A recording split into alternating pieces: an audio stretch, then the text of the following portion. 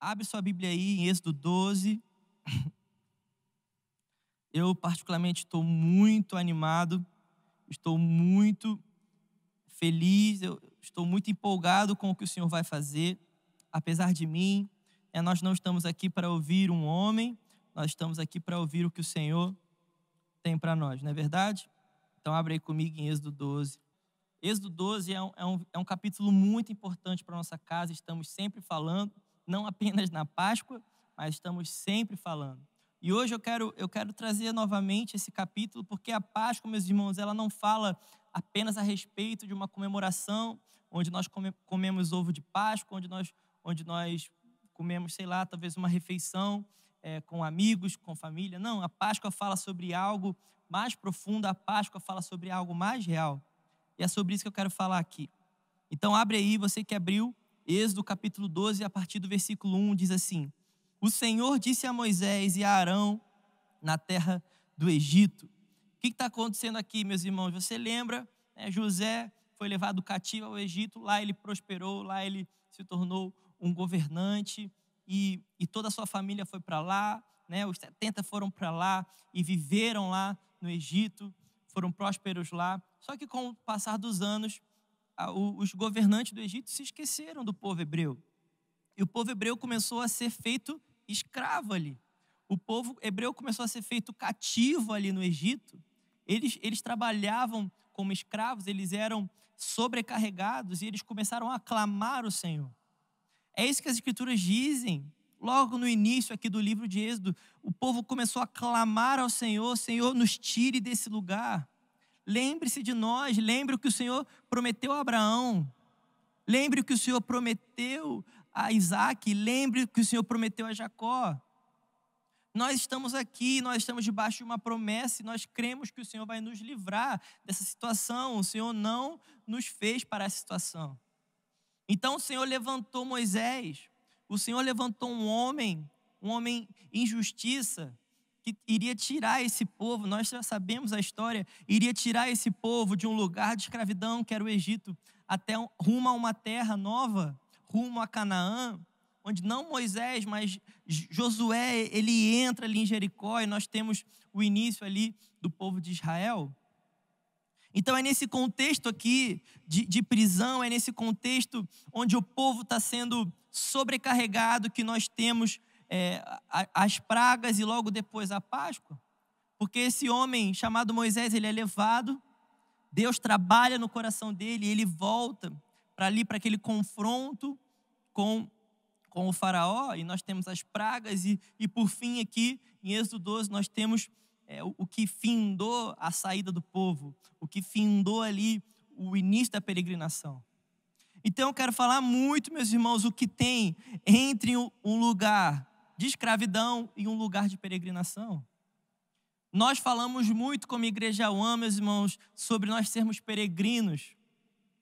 Nós falamos muito sobre nós peregrinarmos em busca de uma pátria celestial, uma pátria superior. Nós falamos sobre hebreus, nós falamos sobre homens que peregrinam buscando algo maior. Mas nós também sabemos que o Senhor nos tirou de um lugar ruim. Eu não merecia ser um peregrino, você não merecia. Você não merecia andar atrás de uma pátria superior, você merecia o inferno. Você merecia nada. Tudo que nós temos é mediante a graça do Senhor. Tudo que nós temos é porque nós temos um Deus gracioso. Nós temos um Deus misericordioso que tudo pode. Então, eu e você, nós não poderíamos nada. Eu e você, nós não mereceríamos nada. Mas o Senhor, em sua misericórdia e graça, nos trouxe a um lugar onde nós podemos peregrinar, onde nós podemos buscar algo superior. Então, meus irmãos, nós nos lembramos do nosso Egito. Nós nos lembramos de um lugar pecaminoso. Nós nos lembramos de um lugar sujo. Nós éramos pó, nós éramos nada, mas o Senhor nos redimiu e nós estamos peregrinando. Então eu quero falar um pouquinho sobre o que tem entre esse lugar de onde o Senhor nos tirou e entre esse lugar onde eu peregrino por algo superior. Nós temos muita consciência da cruz, nós temos muita consciência do que o Senhor fez. E nós também temos muita consciência da corrida que o Senhor nos propôs. Mas entre isso, entre o Egito e a peregrinação, tem uma comemoração que se chama Páscoa. Meus irmãos, sem a Páscoa, nós não avançamos para um novo lugar. Eu quero te lembrar que Páscoa representa para o povo de Deus, representa uma transição. Páscoa representa um progresso. Páscoa representa um novo tempo. Páscoa representa um novo lugar. Então nós não podemos comemorar a Páscoa, meus irmãos, como quem não está avançando. Nós não podemos comemorar a Páscoa como quem não está indo para um novo tempo.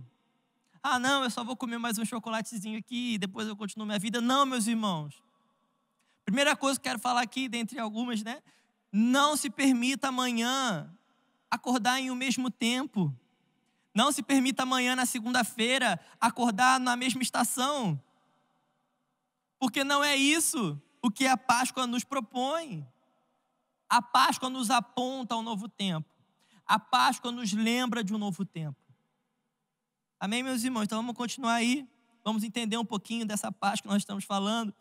Capítulo 12, versículo 2, diz assim: esse mês será para vocês o principal dos meses. Olha aí, né, já apontando como isso fala sobre uma transição. Esse será o primeiro mês do ano. Versículo 3, falem a toda a congregação de Israel, dizendo: no dia 10 desse mês, cada um tomará para si um cordeiro, segundo a casa dos pais, um cordeiro para cada família. Mas se a família for pequena, para um cordeiro, então o chefe da família convidará o seu vizinho mais próximo, conforme o número de pessoas, conforme o que cada um puder comer. Por aí vocês calcularão quantos são necessários para o cordeiro. Para por aí, no versículo 4. O que está acontecendo aqui? O Senhor disse a Moisés para falar com o seu povo, né? O quê? Traga para mim. Ajunte aí na casa de vocês. Traga para a casa de vocês um cordeiro. E o cordeiro precisa ser sem defeito. O cordeiro precisa ser perfeito. Isso aqui, meus irmãos, esse cordeiro é um apontamento para o nosso Deus. Esse cordeiro é um apontamento para o Senhor Jesus. Esse cordeiro sem defeito é o único cordeiro sem defeito que poderia ser imolado por mim e por você. Assim como foi em Êxodo 12, um cordeiro sem defeito imolado no crepúsculo da tarde. Eu quero te lembrar que o nosso Senhor Jesus foi imolado no crepúsculo da tarde, entre a tarde e a noite ali. Esse cordeiro é o nosso Senhor. A Páscoa já apontava para o sacrifício do Senhor. Então, o cordeiro imolado ali, o cordeiro que estava nessa casa, o cordeiro que estava nessa família, ele deveria ser comido. Ele deveria ser provado, ele deveria alimentar aquela casa. Mas isso não diz apenas sobre uma festa solitária onde eu apenas me alimento. Mas isso diz sobre uma festa onde todos nós nos alimentamos. E o Senhor foi bem específico a Moisés: se o cordeiro é muito para vocês aí, chama outros. Se o cordeiro é pouco para a sua casa, se o cordeiro é muito para a sua casa, chame outras pessoas. Chame aí outras famílias. Chame aí o seu vizinho. Chame aí o seu amigo. E é isso que está acontecendo nesses dias, meus irmãos. O Senhor está nos convidando a chamar mais pessoas. O Senhor está nos convidando a chamar mais pessoas para dentro. A chamar mais pessoas para o cordeiro que nós temos comido. Porque o cordeiro é maior do que nós, meus irmãos. Você sozinho não pode comer do cordeiro. Eu quero te lembrar que o Senhor Jesus é maior que você. Eu quero te lembrar que o Senhor Jesus é maior que eu. Eu não consigo comer do cordeiro sozinho. Então eu preciso chamar. Sabe, eu me lembro, eu não sei se você se lembra de uma escola de evangelismo que nós fizemos lá no Rio de Janeiro. E na palavra sobre a escola de evangelismo eu falei assim: gente, evangelismo nada mais é do que você chamar pessoas para sentar à mesa para comer do cordeiro. Evangelismo é quando você traz pessoas para sentar na mesa e comer do que você está comendo, e vocês começam a cingir os lombos, a calçar as sandálias, a pegar o cajado na mão e vão rumo a uma peregrinação. Meus irmãos, entre um lugar de pecado e um lugar de corrida, de peregrinação, há uma festa chamada Páscoa. Você nunca vai sair da sua vida ruim. Você nunca vai sair da sua velha vida e ir para uma vida incrível no Senhor, ir para uma vida peregrinando no Senhor, enquanto você não entender a Páscoa. Porque entre uma vida de pecado e uma vida de peregrinação há uma mesa, há uma família, há um cordeiro imolado. O cordeiro que não apenas foi imolado no crepúsculo da tarde, mas foi colocado em nossa mesa para que pudéssemos comer dele, para que pudéssemos nos alimentar dele. Meus irmãos, Jesus não deseja que você apenas contemple o seu sacrifício, mas o Senhor Jesus deseja que você participe do seu sacrifício. Que você compreenda e que você comece a receber de maneira plena do seu sangue, da sua carne. É sobre isso que nós queremos falar hoje, meu irmão. Está fazendo sentido até aqui? Se estiver fazendo sentido, eu te convido novamente. Pega esse link, manda para todo mundo. Nós realmente acreditamos que hoje é um dia especial. Nós realmente acreditamos que o Senhor vai fazer algo novo hoje. Eu creio com tudo que eu sou, meus irmãos, que Deus vai fazer algo novo na sua casa hoje. É claro para mim, meus irmãos, que Deus vai virar algumas estações hoje aqui. Que Deus vai virar algumas histórias. Que Deus vai lembrar as nossas mesas, sabe? Em tempos como esse, nós não podemos nos esquecer das mesas. Eu quero te lembrar que esse contexto de Páscoa, o Egito vinha sendo assolado, o Egito vinha recebendo muitas pragas, vindas do Senhor ali naquele contexto. Mas Êxodo 12 não nos apresenta, meus irmãos. Êxodo 12 não nos apresenta uma igreja, um povo sofredor apenas. Deus nos apresenta um povo que persiste, um povo que está guardado. Deixa eu te falar uma coisa, meu irmão. Por mais que o mundo possa estar sofrendo, por mais que o mundo possa estar abalado, por mais que o mundo possa estar perdido, nós não estamos perdidos. Nós não aceitamos a confusão do mundo, porque nós estamos dentro de um lugar. Nós estamos dentro de um contexto, vamos lá. Você precisa estar dentro de um contexto, meu irmão. Você precisa estar guardado. Nessa noite aqui de Páscoa, de Êxodo 12, o anjo passou. E os primogênitos do Egito foram mortos. Eles morreram. Mas os primogênitos do povo não. Então, por mais que o mundo tenha perdas, por mais que o mundo tenha tristezas, eu não estou falando que você não vai ter perda, não vai ter tristeza. O sol nasce para todos, a chuva cai para todos. É isso que as Escrituras nos dizem. Eu não estou espiritualizando as coisas naturais, mas eu quero te dizer que mesmo que isso aconteça, se você estiver em um lugar seguro no Senhor, se você estiver numa casa segura, onde o cordeiro está na mesa, se você estiver num lugar de pães sem fermento, onde nós rejeitamos todo o fermento do homem, onde nós rejeitamos toda a falácia do homem. Se você é da Igreja One, provavelmente você está entregando um jejum hoje. Nós fizemos um jejum em prol da nossa casa.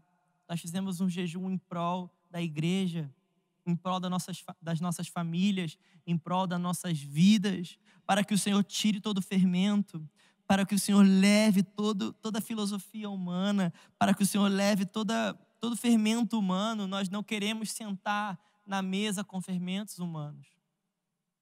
Nós não queremos sentar à mesa com o que o homem tirou da cabeça. Não, meus irmãos, nós estamos assentados em volta de um pão sem fermento.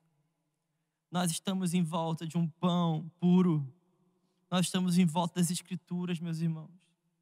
E nós temos o pão sem fermento. E nós temos o cordeiro na mesa. E nós nos assentamos como família. Nós estamos aqui nos assentando como família. Está fazendo sentido até aqui? Eu quero lembrar vocês uma frase que nós sempre falamos: os piores dias do mundo, os melhores dias da igreja.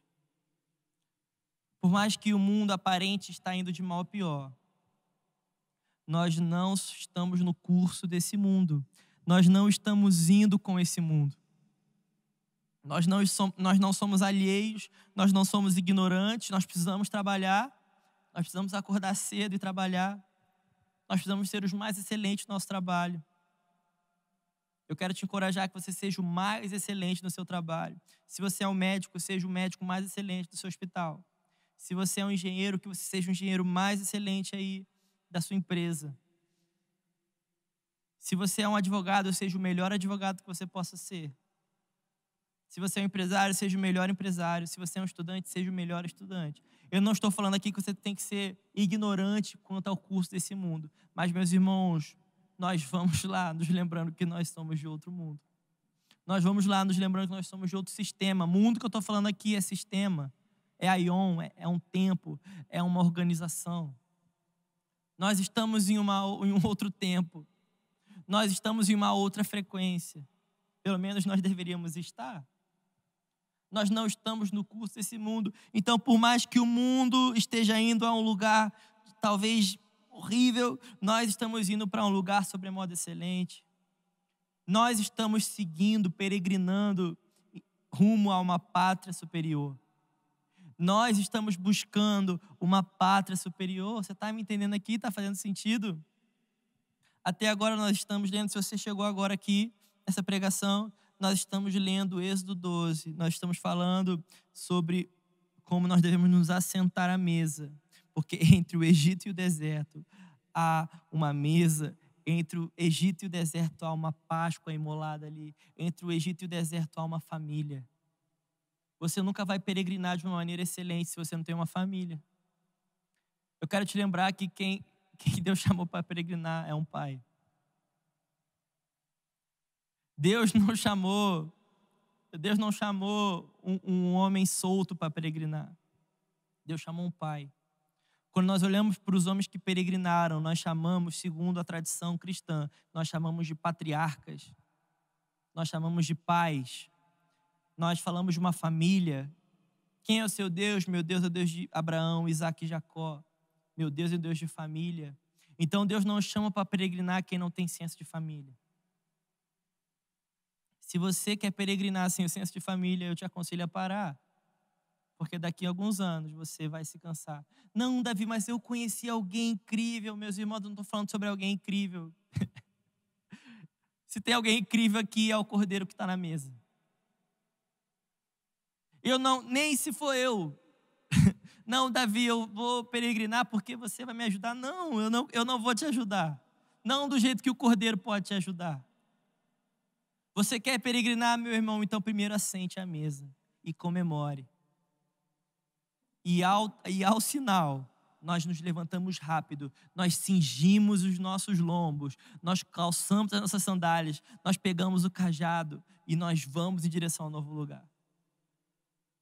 Sem o sinal que vem de um lugar familiar, não se aventure a peregrinar. Porque entre o Egito e o deserto há a mesa. Entre o lugar onde você está travado e um lugar onde você está voando, você está indo com tudo, você está peregrinando, há um lugar que nós chamamos de casa. É por isso que nós falamos, meus irmãos, que Deus não envia desigrejados. Deus só envia quem ama com tudo a sua igreja local.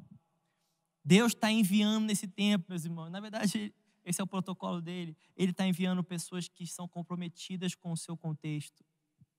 Se você não morreria pela sua cidade, você não morreria por outra. Se você não ama o seu contexto, você não amaria outro contexto. Algumas pessoas, elas nasceram no mesmo lugar e elas querem peregrinar, elas querem ir para cima, elas querem ir com tudo.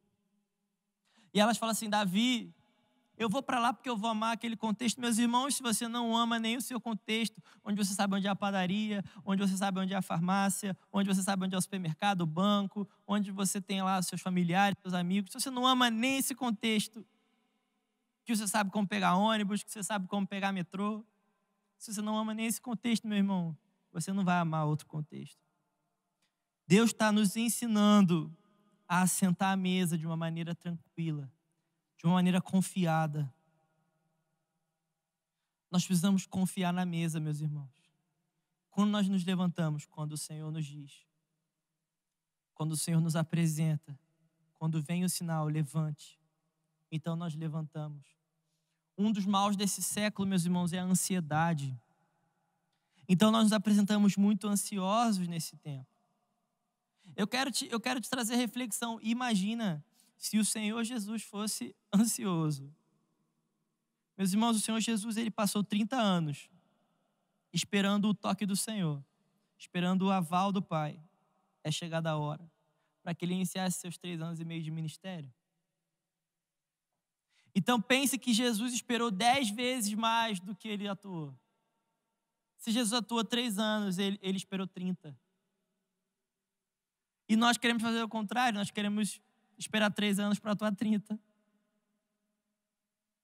Meus irmãos, Jesus é Deus, ele sempre será. E se Deus esperou, se Deus foi submisso ao Pai, se Deus não foi ansioso, enquanto o Pai não falar, eu não levanto. Enquanto o Pai não falar, eu não começo. Enquanto o Pai não falar, eu não vou iniciar nada. Eu gosto muito quando Jesus entra ali em João 5, no tanque de Betesda. E ali a palavra de Deus vai nos dizer que tinham muitos enfermos. Mas Jesus, ele encontra um homem. Eu fico imaginando se eu fosse Jesus, talvez, meus irmãos, na minha ansiedade, sabendo que eu tenho unção para curar todo mundo ali, que eu tenho autoridade para curar todo mundo ali. Talvez eu teria curado. Mas o Senhor não é como nós. O Senhor não é ansioso. Então ele só faz o que vê o Pai fazer. Se o Pai curou aquele homem, então Jesus cura aquele homem. Porque Jesus, ele não se perdia.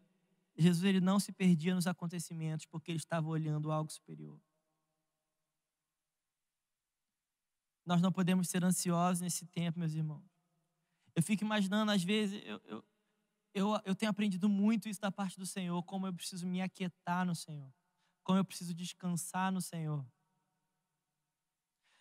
Eu tenho pensado muito, Deus, daqui a uns 10 anos, o Senhor vai, quando eu sentar no meu secreto ali, quando eu chegar no meu lugar secreto, quando eu abrir minha Bíblia, quando eu botar uma música e eu começar a me relacionar com o Senhor, daqui a 10 anos, o Senhor vai chegar e vai falar assim: Davi, tem algo em você que eu quero mudar. Meus irmãos, daqui a 10 anos você ainda vai ter algo que Deus vai querer mudar. E eu lembro, eu estava pensando nisso esses dias. Eu falei assim: Senhor, eu sei que daqui a 10 anos o Senhor vai me mudar. Mas por que o Senhor não me fala logo? Daqui a 10 anos, quando o Senhor me falar isso, eu vou falar assim: Senhor, você podia ter me falado antes, eu sofri tanto por causa disso. Meus irmãos, eu não estou falando apologia aqui para que você seja frouxo nesse tempo, não. Mas será que nós não devemos nos aquietar? Nosso Deus é um Deus de processos. Nosso Deus é um Deus que respeita estações. E Deus, ele respeita tanto que esse povo aqui, esse povo que saiu do Egito, teve os processos, teve as pragas, teve uma festa aí. Você pode estar pensando assim: por que que Deus fez uma festa no meio do caos? Deus fez uma festa no meio do caos. Deus era só ter livrado e vamos embora, abre o mar vermelho e a gente vai embora. Não, Deus ainda fala: vai, procura um cordeiro, sem defeito. Vai molar ele, assa ele, não come cru. Em outras palavras, não coma às pressas. Olha só, tá aqui, ó. Tá legal até aqui. O pessoal da equipe, tá legal? Olha isso aqui. Pegarão, versículo 7, um pouco do sangue e o passarão nas 2 ombreiras na viga superior da porta, nas casas em que o comerem. Naquela noite comerão a carne, versículo 8, assada no fogo com pães sem fermentos e ervas amargas. Não comam do animal nada cru, nem cozido em água, porém assado ao fogo. E o quê? A cabeça, as pernas e as vísceras. Tem que comer tudo. Nós somos chamados para comer todo do cordeiro. Meus irmãos, hoje nós estamos comemorando algo que nos traz reflexão. Nós não podemos comer só as partes que nos interessam. E em tempos adversos como esse, nós somos tentados a comer só o que nos interessa. Em tempos adversos como esse, nós somos tentados a comer do animal cru. Essa é a geração fast food. Eu gosto. Tem coisa que é boa crua, né? Eu gosto de um salmãozinho cru. Né? Tá quase na hora do almoço, salmãozinho, um japonês. Talvez você tenha feito um japonês aí para sua casa. Meus irmãos, eu não estou falando disso, eu estou falando da verdadeira comida. Eu estou falando da verdadeira bebida. O Senhor não quer ser comido de qualquer jeito. A- O pão da vida não deve ser comido de uma maneira ansiosa, de uma maneira afobada. Eu quero te convidar hoje, no dia de domingo, no dia de Páscoa, se aquiete. Sente à mesa sem querer levantar. É muito ruim quando as pessoas sentam à mesa querendo levantar. É muito ruim quando as pessoas sentam à mesa já doido para ir embora. Às vezes a gente faz isso nos nossos cultos, a gente chega e já quer ir embora. A gente faz isso, sei lá, no nosso trabalho, a gente chega e já quer ir embora. A gente faz isso no trem, a gente senta e já quer ir embora. Então a gente vive só chegando e querendo ir embora. Aquiete, meu irmão. Vamos nos aquietar. Entre o Egito e o deserto tem uma mesa. Os piores dias do mundo, os melhores dias da igreja. Eu quero falar, para a gente terminar, sobre 3 coisas que precisamos guardar no nosso coração, para que a gente guarde a Páscoa no nosso coração, para que a gente guarde o significado da Páscoa no nosso coração. Como eu já falei exaustivamente até aqui, a Páscoa fala sobre um cordeiro. A Páscoa fala sobre o Senhor imolado na cruz. Olha aqui, ó, final do versículo 11, é a Páscoa do Senhor. Qual que é a Páscoa do Senhor? O que eles deveriam comer, que é o cordeiro. Uma Páscoa sem cordeiro não é uma Páscoa. Se você tira o cordeiro da sua Páscoa, só sobrou chocolate, então não é a Páscoa. É outra coisa. A Páscoa é uma comemoração cristã, meus irmãos. A Páscoa não foi feita para você ganhar um feriado. A Páscoa foi feita para você trazer reflexão, que o Senhor te tirou de um lugar e está te levando a outro. Amém? Então, primeira coisa que eu quero falar sobre 3 coisas que nós precisamos. Primeira coisa é a convicção. Fala comigo, convicção. Isso, abre comigo então em Mateus 16. Vou falar sobre 3 coisas. Se você está anotando, a primeira é convicção, a segunda é sacramento e a terceira é a mesa. Então, convicção. Mateus 16, 13 diz assim: indo Jesus, isso aqui é uma conversa de Jesus com seus discípulos. Indo Jesus para a região de Cesareia de Filipe, perguntou a seus discípulos: quem os outros dizem que é o Filho do Homem? Eles responderam: uns dizem que é João Batista, outros dizem que é Elias, outros dizem que é Jeremias, ou outro profeta. Ao que perguntou Jesus: e vocês, quem dizem que eu sou? Primeiro Jesus pergunta assim: o que as pessoas estão falando de mim? O que as pessoas acham que eu sou? E depois ele fala: tá bom, mas se vocês, quem vocês dizem que eu sou? E nós vemos aqui um contraste de especulação e convicção.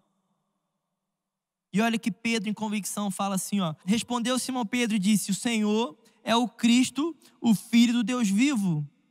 Então Jesus lhe afirmou: olha isso aqui, gente, bem-aventurado é você, Simão Barjonas, porque não foi carne e sangue que revelaram isso a você, mas meu Pai que está no céu. Para por aí. O que está acontecendo aqui, meus irmãos? Primeiro, o Senhor pergunta: o que os outros estão falando que eu sou? E eles começam a trazer o quê, meus irmãos? O que o povo começa a trazer? O povo começa a trazer profetas aqui. Não, talvez seja Jeremias, talvez seja Elias, talvez seja João Batista, talvez seja um outro profeta. A gente fala: mas vocês? Então Pedro fala: tu és o Cristo, o Filho do Deus vivo. E Jesus fala assim: você é mais que feliz, porque não foi carne e sangue que te revelou, mas meu Pai que está no céu te revelou. O que eu quero dizer com isso, meus irmãos? O povo, vendo os milagres de Jesus, começou a especular. Então uns dizem que ele é Jeremias, outros dizem que ele é uma energia, outros dizem que ele é um político, outros dizem que ele é alguma coisa, outros dizem que ele é um religioso, outros dizem outra coisa. E quando nós vemos no mundo, meus irmãos, o mundo especula sobre a pessoa de Jesus. O mundo faz as suas especulações. E o que normalmente o mundo especula, assim como essa multidão de Mateus 16 especulou? O mundo especula no que está normal ali, no que é norma. Então, o que o povo ali poderia esperar? Um outro profeta. Porque isso é a norma. Isso é o que normalmente acontece. Depois de um profeta vem outro. Então, ou Jesus é um profeta que veio, ou é um outro profeta que está vindo. Mas quando Pedro ele se levanta, ele toma a palavra. Quando Pedro se levanta, ele fala: não, você é o Cristo, Filho do Deus vivo. Meus irmãos, se nós queremos viver essa paz que nós falamos até aqui, nós não poderemos viver de especulação. Nós vamos ter que viver de convicção. Você não pode especular o que está na mesa, você tem que ter convicção do que está na mesa. Uma vida de especulação é uma vida que não transiciona. Esse povo não transicionou para entender que Jesus era Filho de Deus. Assim como Pedro transicionou aqui, que foi revelado do alto. Então nós nos reunimos, mas nós não nos reunimos como quem especula. Nós nos reunimos como quem tem convicção. Sem convicção não tem Páscoa. Sem convicção não tem transição. Sem convicção eu não saio do Egito e vou para o deserto. Sem convicção eu não saio de um lugar de escravidão para um lugar de peregrinação. Convicção, meus irmãos, não é um apetrecho cristão. Convicção é um pré-requisito. Você precisa estar convicto. Pessoas convictas transicionam. Pessoas convictas comemoram. Pessoas convictas são salvas. Você não pode viver como quem assim, talvez eu seja salvo. Meus irmãos, o Espírito que está em você testifica. O Espírito de Deus testifica ao nosso Espírito que somos filhos de Deus. Você precisa ser testificado. Você precisa ser confirmado. Você precisa de convicção. Deus não quer que você fique especulando. Talvez eu vá para o céu. Talvez eu sou salvo. Talvez eu sou da igreja. Talvez eu sou discipulado. Talvez eu sou de uma rede discipulado. Talvez eu sou membro. Talvez eu dizimo. Talvez eu tomo ceia. Talvez eu vou na igreja. Misericórdia, meus irmãos. O Senhor não nos chamou para isso, talvez. O Senhor nos chamou para as certezas. Porque fé é certeza, fé não é talvez. Fé não é especulação, fé é convicção. Então, o primeiro ponto que nós precisamos aqui, que nós estamos falando esse domingo de manhã, nós precisamos de convicção. Assim como Pedro foi convicto em entender quem era o Messias, nós precisamos ser convictos. Segunda coisa que eu quero falar é sacramento. Então, assim como nós precisamos de convicção, nós precisamos de sacramento. Meus irmãos, o que é sacramento? Davi, agora você vai falar da Igreja Católica, dos 7 sacramentos. Não, meus irmãos, eu vou falar dos 2 sacramentos que nós mantemos. Não estou aqui para falar se é 7, se é 2, se é 3, se é 5, se é 20. Não, eu quero me apoiar aqui em 2, que é o batismo e a ceia. É o que, em nossa grande maioria, nós acreditamos como sacramento. Nossa maioria cristã, na reforma, após a reforma, nós mantemos esses 2 sacramentos. Nós sintetizamos todos nisso. E eu acredito nisso. É o que nós acreditamos. Então, o primeiro que eu vou falar é batismo. E batismo vem de convicção. Se você é do AN, você vai ver como esses 2 sacramentos são importantes para a gente. Não sei se você já foi no batismo da igreja AN. Nós acreditamos no batismo de verdade. Em caps lock, é batismo mesmo. Não, talvez eu morra com Cristo, talvez ressuscite. Não, você tem que morrer com Cristo, você tem que ressuscitar com Cristo. Isso não acontece apenas simbolicamente, isso acontece.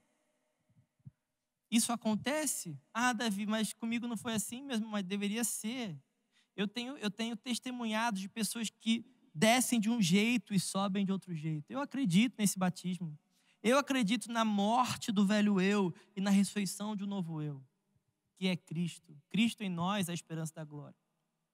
Eu não acredito num batismo vazio. Eu não acredito num batismo que a gente batiza só para tocar no louvor. Eu não acredito num batismo que a gente batiza só para fazer parte de uma membresia. Eu não acredito num batismo que a gente batiza só para namorar. Não, meu irmão, nós batizamos não é para namorar, nós batizamos para ter vida eterna. Nós batizamos para ter nova vida. Nós batizamos para que o Senhor nos encontre com nova vida. Meus irmãos, sacramento, meus irmãos, é uma promessa solene. Sacramento é uma promessa solene. Então, quando nós batizamos, nós estamos em uma promessa solene. Senhor, eu morri e ressuscitei com o Senhor. Eu estou testemunhando para os meus irmãos. Eu estou testemunhando para a sociedade. Eu estou testemunhando para os céus e para a terra que eu morri com o Senhor. Eu ressuscitei com o Senhor. Isso é batismo. E após o batismo, o que nós podemos? O que nós fazemos? Assim como esse povo que saiu do Egito. Assim como esse povo que estava prestes a peregrinar. O que eles fizeram? Eles foram para uma mesa, meus irmãos. E nós chamamos a mesa da igreja de ceia. A ceia, meu irmão, não é aquilo que você toma todo domingo apenas para você bater seu ponto, não. A ceia não é aquele suquinho de uva e aquele pãozinho, pão de forma partida, só para você bater sua meta, só para você ficar em dia com seu pastor, só para você falar que você é crente ainda, só para você falar assim, ó, sou crente ainda, hein? É muito mais que isso, meus irmãos. A ceia é muito mais do que isso. Assim como nós não podemos relativizar o batismo, nós não podemos relativizar a ceia. Então, assim, se você já viu a ceia na igreja 1, você sabe do que eu estou falando. E sabe, meus irmãos, eu estou com muita saudade desses dois sacramentos. Eu tenho pensado a semana toda sobre isso, como eu estou com saudade do batismo, como eu estou com saudade de presenciar, parece que eu me batizo junto.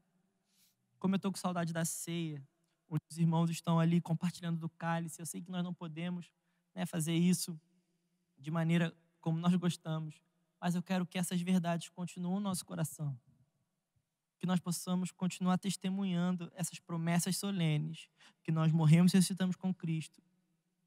E que na ceia nós podemos testemunhar isso, nós podemos reforçar isso.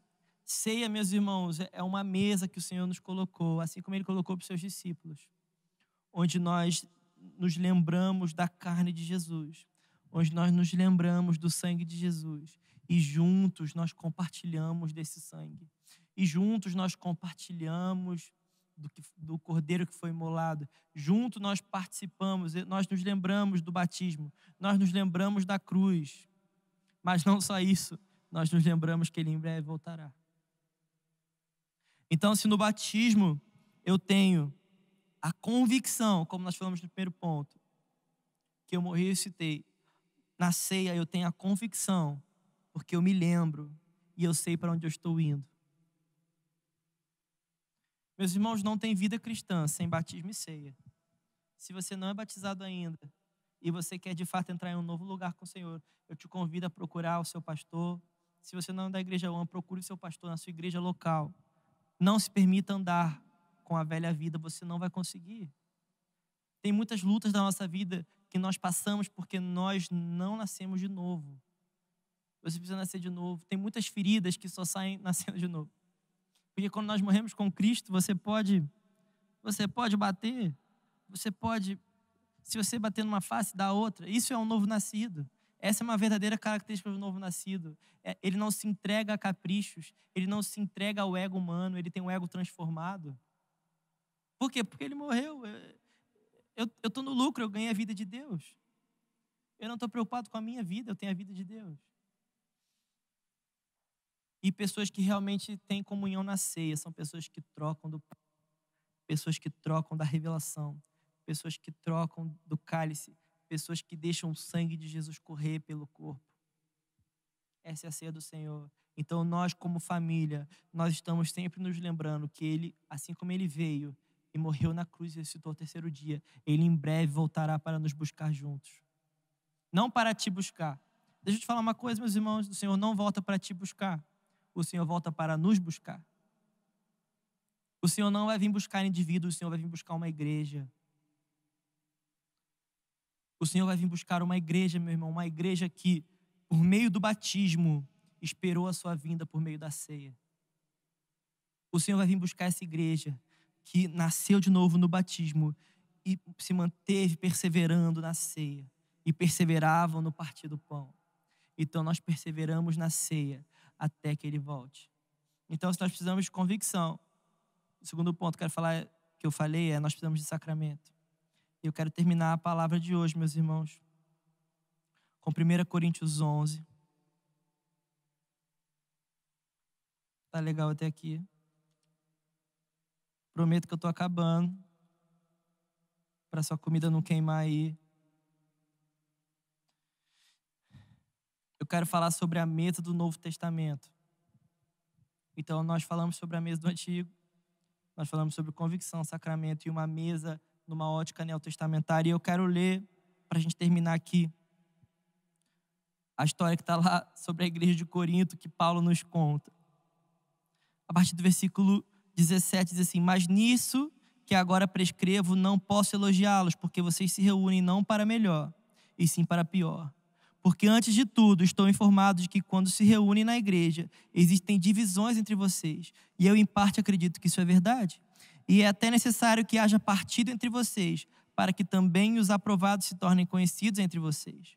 Quando, pois, se reúnem no mesmo lugar, não é a ceia do Senhor que vocês comem, porque quando comem, cada um toma para si antecipadamente a própria ceia.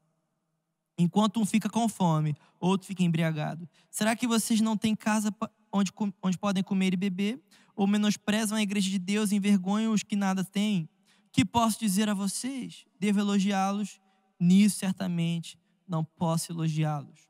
Então, esse é o problema aqui da igreja. Mas olha o que Paulo fala: porque eu recebi do Senhor o que também lhe entreguei. Que o Senhor Jesus, na noite que foi traído, pegou um pão e, tendo dado graças, o partiu e disse: isso é meu corpo, que é dado por vocês. Façam isso em memória de mim. Do mesmo modo, depois da ceia, pegou também o cálice, dizendo: este cálice é a nova aliança do meu sangue. Façam isso todas as vezes em que beberdes em memória de mim. Porque todas as vezes que comerem esse pão e beberem o cálice, vocês anunciam a morte do Senhor, até que ele venha. Por isso, aquele que comer o pão ou beber o cálice do Senhor indignamente será réu do corpo e do sangue do Senhor. Que cada um examine a si mesmo, e assim coma do pão e beba do cálice. Pois quem come e bebe sem discernir o corpo, come e bebe juízo para si. O que está acontecendo aqui, meus irmãos? Sei que foi um texto um pouquinho longo que nós lemos. Mas essa igreja de Corinto, ela estava se reunindo para ter a ceia, para ter a comunhão, para ter a manutenção aqui no bom sentido do batismo, para eles continuarem se lembrando até que o Senhor volte para buscá-los. Mas eles não estavam fazendo isso de uma maneira correta, porque eles não estavam fazendo isso de um lugar igual, eles não estavam fazendo isso de uma maneira, de uma mesa. Então o que está acontecendo aqui? Muitos se embriagam e outros passam sede. Uns têm muito, comem muito do cordeiro, outros comem pouco. Há um desequilíbrio nessa igreja, meus irmãos. Então, assim como nós falamos que precisamos de convicção e precisamos de sacramento, eu quero falar que nós precisamos de mesa e uma visão neotestamentária da mesa, onde nós nos reunimos. Eu sei que agora está sendo de maneira online, meus irmãos, mas nós nos reunimos preocupados com todo, e nós nos reunimos não querendo comer tudo do cordeiro e deixando o outro com fome, mas eu estou sempre compartilhando. Nós sentamos para partir, meus irmãos. A ceia tem a ver com 2 ou mais, é por isso que nós partimos. Não é necessário partir o pão se eu vou comer ele sozinho. Deus não te chamou apenas para pegar o pão, Deus te chamou para partir o pão. A nossa casa, a nossa família, a nossa igreja é uma igreja que parte o pão, ou seja, ela dá ao próximo uma metade e fica com o outro. Porque é melhor você ficar com metade e dar a outra metade para outro alguém, do que você deixá-lo com fome. Então eu quero que você reflita nessa Páscoa junto com a gente, meus irmãos. Assim como nós devemos ser convictos, assim como nós devemos guardar o batismo e a ceia no nosso coração, nós devemos nos assentar à mesa. Porque quando nós nos assentamos à mesa de maneira igual, quando nós nos assentamos à mesa, não como essa igreja aqui que disputa, uma igreja que quer ser de Deus e quer só ser de Deus, não se preocupa se o outro é de Deus. Mas assim, não, Davi, eu estou bem nessa quarentena, mas será que o seu vizinho está bem? Será que o seu irmão da igreja está bem? Será que o cara que era da sua célula está bem? Será que o outro lá que era, sei lá, discipulado lá, está bem? Será que o cara que estava chegando no Boas-Vindas lá em março do ano passado, você nunca mais viu, será que ele está bem? Eu não estou te perguntando se você está bem. Porque, meus irmãos, eu estou bem. Eu estou bem, minha casa está bem, minha família está bem. Mas eu continuo me preocupando. Eu continuo orando. E eu quero te convidar para você também continuar orando. Porque nós não estamos aqui para apenas estar bem. Essa igreja é uma igreja egoísta. Essa igreja é uma igreja que só pensa no seu pão. E essa igreja não é uma igreja que comemora a Páscoa. Então eu quero te convidar nessa Páscoa para que você reflita na sua convicção, para que você reflita no seu sacramento e para que você reflita na sua mesa. Será que é o cordeiro que está na sua mesa ou são troféus aí que você está levantando para você mesmo? Será que é o cordeiro que está na sua mesa? Será que você colocou o cordeiro e falou assim, vamos comer? Vamos comemorar. Porque é nessa casa, é nessa igreja que o anjo da morte não tem vez. É nessa igreja que nós não temos perdas. É nessa igreja que nós não perdemos ninguém. Se nós estamos perdendo os nossos primogênitos, é porque talvez nós não estamos nos assentados. Talvez o sangue não esteja nas nossas portas. Então eu quero te convidar a selar sua porta nesse tempo. Passe o sangue do Cordeiro nos seus umbrais nesse tempo. Vamos guardar a nossa casa com o sangue do Cordeiro. Vamos guardar a nossa família com o sangue do Cordeiro para que ninguém se perca. Essa é a Páscoa do Senhor. E uma família que consegue ser guardada num tempo de caos, uma família que consegue ser guardada num tempo difícil, é uma família que, em breve, no anúncio, vai ter que cingir os lombos, vai ter que calçar as sandálias, vai ter que pegar o cajado na mão e vai ter que partir para um novo tempo. Eu acredito, meus irmãos, que em breve o Senhor vai nos anunciar: ei, cinjam os lombos. Eu acredito que em breve Deus vai liberar muitos de vocês para novas estratégias, para novos passos, para um novo tempo. Mas eu quero te lembrar isso aqui hoje, nesse dia de Páscoa. Deus não anuncia um novo tempo para quem não está assentado. Deus não anuncia um novo tempo para quem não está comendo dignamente do Cordeiro. Aquele que come indignamente traz juízo para si. Mas antes de comer, discirna o corpo. Eu quero te convidar para você ter discernimento do corpo nesse tempo. Que Deus te atinja com discernimento nesse tempo. É tempo de discernimento, meus irmãos. Nós estamos vivendo um tempo onde é necessário discernimento espiritual, para que nós não caiamos em ventos de doutrina. Então, que Deus nos encontre com convicção, que Deus nos encontre com sacramentos e que Deus nos encontre com mesa. Amém? Feche seus olhos, eu quero orar por você. Jesus, obrigado por essa manhã. Obrigado por cada um que nos acompanhou aqui.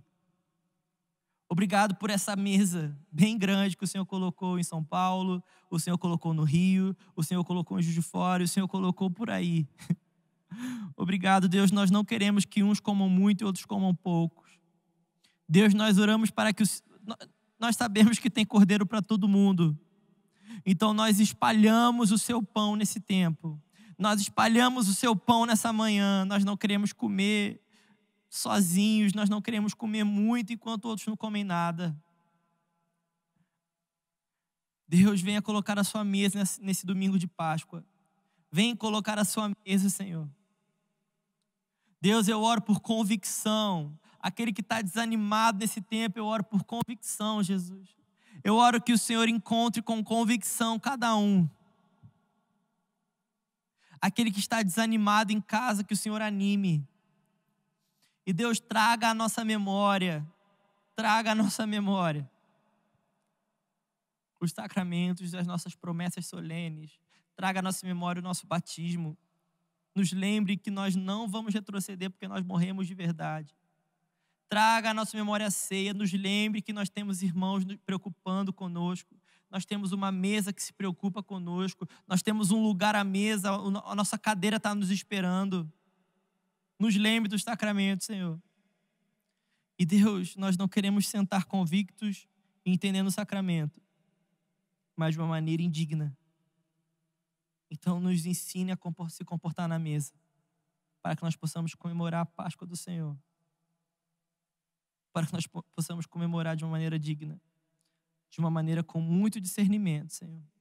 Porque nós queremos ser convictos, nós queremos celebrar os seus sacramentos e nós queremos celebrar a sua mesa, hoje e para sempre, até que o Senhor venha, Jesus. Amém.